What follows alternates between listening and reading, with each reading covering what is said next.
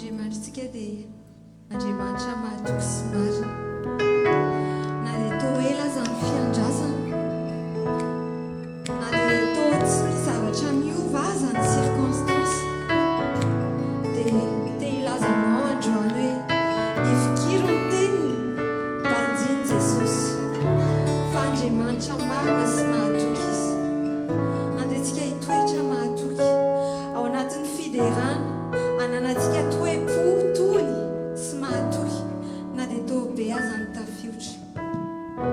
Dia ao anatin'ity hira ity dia andatsika hery anandratra ny hery hira eto am-piandrasana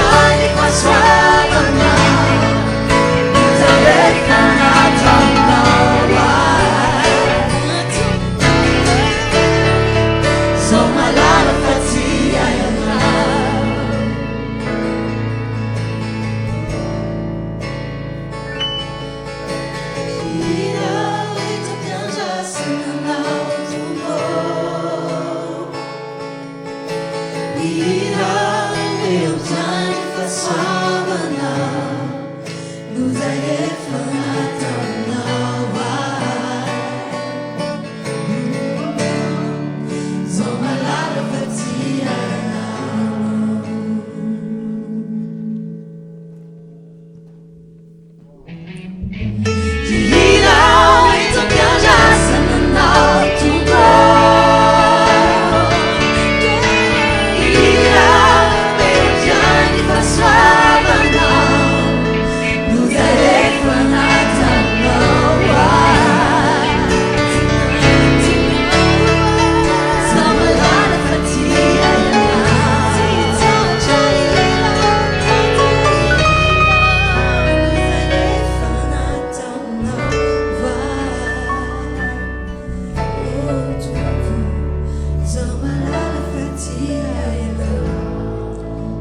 isika.